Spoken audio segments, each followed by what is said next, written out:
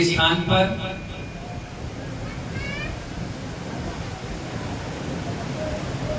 श्री कृष्ण नारायण भोजन के लिए जा रहे हैं। राकेश मास्टर साहब कौन जा रहा था? श्री कृष्ण नारायण। कौन जा रहा था? श्री कृष्ण जब भोजन के लिए जा रहे थे तो स्वाभाविक है भूख लगी हुई थी और उनकी श्रीमती जी उनको पुकार रही थी कि आइए भोजन कर लीजिए। और श्री कृष्ण नारायण गए, हाथ पैर धोए, मुंह धोए, बढ़िया से हाथ साफ किया और थाली के पास बैठ गए। थाली में रुक्मणी धीरे धीरे सामग्री रखती चली जा रही थी और श्री कृष्ण मनी मन बड़े प्रसन्न हो रहे थे कि चलो मन के मुताबिक हमें सामान मिल गया। रोटी, सब्जी, मिठाई, जो भी चीजें थी खाने योग्य वो सब चीजें वहां लगी हुई थी। अब जैसे ही श्री कृष्ण ने एक और तोड़ा और सब्जी से लगाकर मुंह तक ही ले जा पाए, पता नहीं क्या हुआ, वो उठे और थाली में छोड़ गए और सीधे तुमतमाकर तेजी से दरवाजे की ओर भाग खड़े हुए।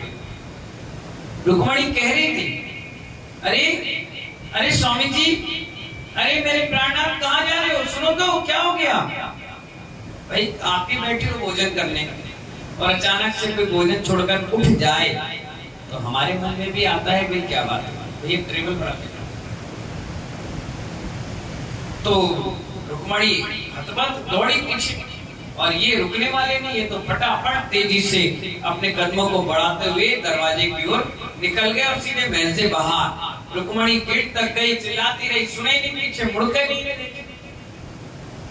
रुक्मणी को बड़ा गुस्सा आया, अरे भोजन छोड़कर चले गए, ऐसा कौन से काम आ गया, कौन सी आफत आ गई, कौन सा ऐसा पहाड़ टूट गया जो भोजन छोड़कर चले गए?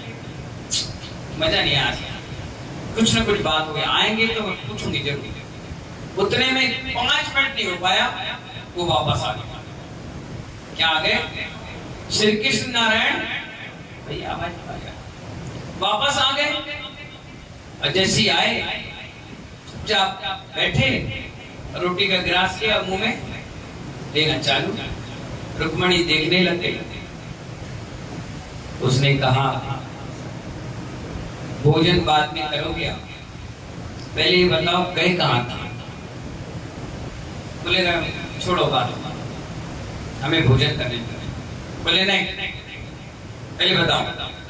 बोले कह देना कुछ नहीं, नहीं थाली पकड़ ली, ऐसे नहीं करने देंगे, बताना पड़ेगा। एक होती है साधु हट, एक होती है बाल हट, एक होती है राजा हट और एक होती है स्त्री हट।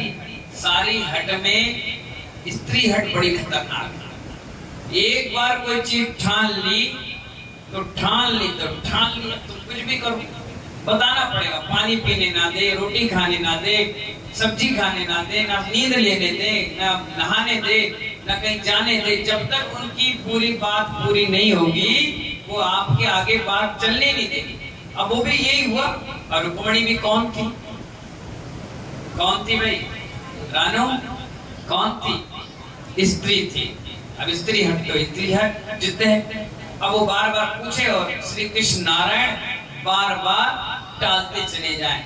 आखिरकार अब वो न खाने दे न पीने दे, दिक्कत करे।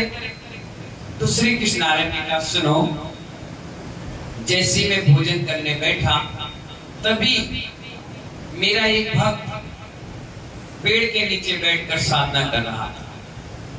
कुछ लोग वहां से निकले और उसको पागल समझे। क्या समझा? पागल समझा और उठाकर उसे पत्थर मार दिया। एक पत्थर लग गया, 2 पत्थर लग गया, वो कुछ नहीं बोला, एक शब्द नहीं बोला।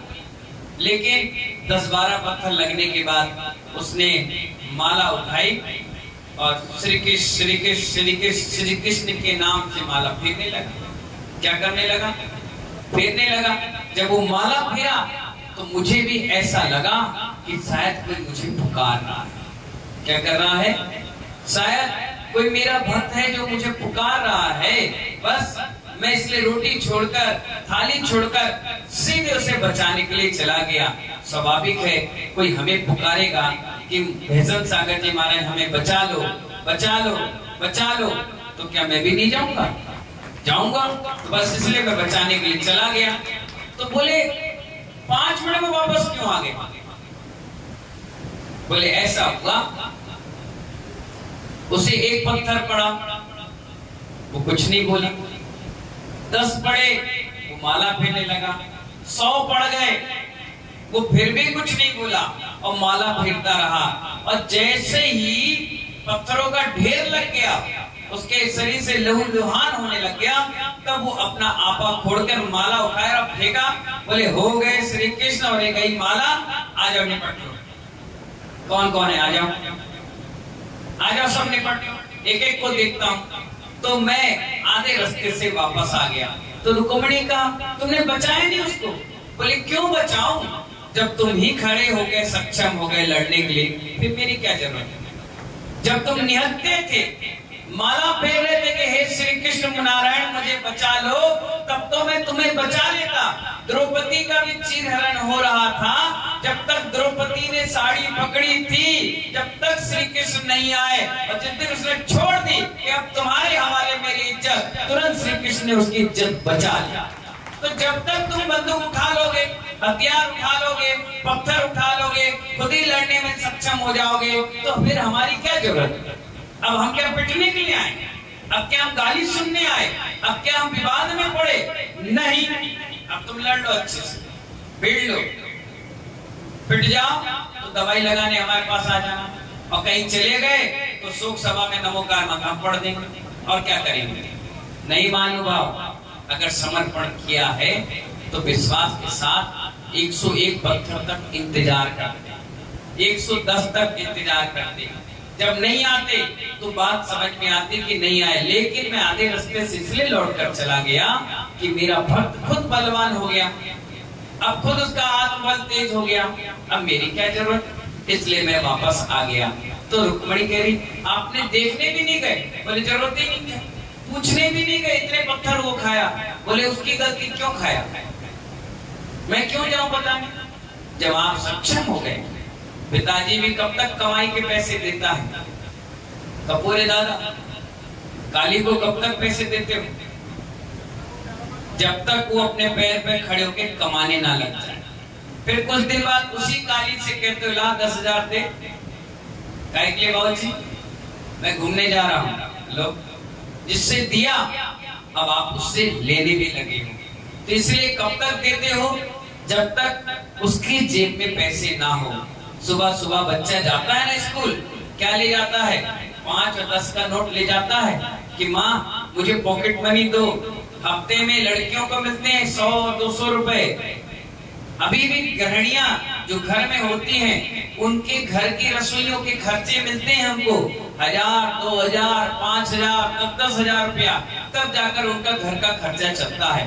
तो कब तक देते हैं? जब तक आप समर्थ नहीं है। और जिस दिन समर्थवान बन जाएंगे, उस दिन वो क्या करेंगे? आप पर छोड़ देंगे। माँ भी अपने बच्चे को उंगली पकड़कर कब तक चलाती है? जब तक बच्चा खुद चल करके स्कूल जाए और स्कूल से घर वापस ना आए। और जिस दिन वो खुद समर्थवान बन जाता है, तो माँ बोलती एक साइकिल दिला दो, ये खुद जाएगा, खुद आएगा। बचपन में कंघी कब तक माँ करती थी? बताओ संजय करियावटी वाले बाबूजी, कब तक कंघी करवाई? जब तक तुमने अपने हाथ से आईने में देखकर कंघी करना नहीं सीख पाए। जिस दिन माँ ने देख लिया कि तुम अपने हाथ से करना सीख गए, उसी दिन कहती है रखी कंघी, ये रखा तेल, ये रखा साबुन, ये रखा पानी, नहाओ दो, तैयार हो, घर से जाओ। इसलिए कहा गया जब तक आप समर्थवान होगे, जब तक प्रभु और गुरु आपके साथ नहीं होंगे। जिस दिन देखेंगे हाँ ये असमर्थवान है, इसका कोई नहीं है, अब हम ही हैं, तब जाकर उनका आशीर्वाद आपके मस्तक से लगता है और वो अतिशय और चमत्कार पैदा करता है। हम लोग हैं ना, हमारे माँ है ना हमारे पिता है, न हमारा भाई है, न बंधु है, सारा का सारा जीवन परमात्मा के नाम है। इसीलिए एक एक महीने पहले से चौकी की तैयारी हो जाती है। क्या हो जाती है? लोग लड़ जाते हैं, झगड़ जाते हैं, हमें तो चौका, हमने बहुत दिन से नहीं खाया, हमने बहुत दिन से बोला हमें तो, हमें तो। क्यों? क्योंकि हमने भगवान के नाम पर एक पूरा जीवन सौंप दिया है। इस जिन लिंग को धारण करके दिगंबर समाज के भरोसे छोड़ दिया है। अगर रात के लाइट चली जाए तो तुम्हारे घर में जनरेटर चालू नहीं होगा, तुम्हारे घर में इन्वर्टर चालू नहीं होगा, लेकिन यहाँ पूरी टीम लगी रहेगी। क्यों? क्योंकि हमने आपके भरोसे छोड़ रखा। अगर कहीं पैदल भी जाना है तो कमंडल और पिच्छी उठाकर चले जाते हैं आपके भरोसे, प्रभु के भरोसे, गुरु के भरोसे। अपने आप 2 4 5 लोग साथ चले जाते हैं। यकीन ना हो तो कल सुबह मैं पिच्छी कमंडल उठाऊं, अचानक कमरे से बाहर चला जाऊं, मुश्किल से मुश्किल 100-200 कदम चल पाऊंगा, और रास्ते में चाहे मामा जी मिल जाएंगे, चाहे प्रेमचंद मिल जाएंगे, चाहे ये लड़का मिल जाए, चाहे बहन मिल जाए। महाराज जी कहाँ जा रहे हो? मैं ये मंदिर जा रहे। अरे अकेले जा रहे हो? चल चलो हम चलते हैं। और तुम घर से आए होगे, तुम्हारा पति भी नहीं कहा होगा चलो मैं छोड़ देता हूँ, तुम्हारे बेटे भी, जबकि गाड़ी लेकर भी वो यहीं आया, लेकिन तुम्हें बैठाकर नहीं लाया, क्योंकि तुम उसके भरोसे नहीं हो और वो भी तुम्हारे भरोसे नहीं है, और हम लोग भाग्य के भरोसे हैं। इसलिए महानुभाव सारी व्यवस्था अपने आप बन जाती है, कहना नहीं पड़ता, बोलना नहीं पड़ता, समझाना नहीं पड़ता। इसीलिए श्री कृष्ण नारायण ने हमें बहुत अच्छी शिक्षा दी कि अपने प्रभु के साथ अपनी डोर उनके चरणों में सौंप दो। जिस दिन अपनी डोर उनके हाथ में सौंप दोगे, चरणों में सौंप दोगे, वो पतंग कभी कटेगी नहीं। क्या नहीं होगी? एक इंटरनल पावर, एक अंदर से पावर जो आ जाएगा, उस पावर की बुनियाद पर हम हर काम सक्सेसफुल कर लेंगे। इसीलिए महानुभाव अपनी डोर प्रभु है गुरु के चरणों में और हाथ में सौंप दो, फिर जिंदगी में तुम्हें कोई असफलता छू नहीं पाएगी। इन्हीं मंगल भावनाओं के साथ आप सभी को बहुत बहुत आशीर्वाद। आज 15 अगस्त का दिन है, हम सभी लोगों ने आजादी का खूब अच्छा सेलिब्रेशन किया। खूब छोटे छोटे बच्चे, बड़े बच्चे, बुजुर्ग, महिलाएं, सभी लोगों ने आनंद लिया। और मेरा कहने का मतलब है 365 दिन हम इसी तरह जीवन जिए तो कभी कठिनाई को सामना नहीं करना पड़ेगा। ऐसी मंगल भावनाओं के साथ जय बोले महावीर भगवान की।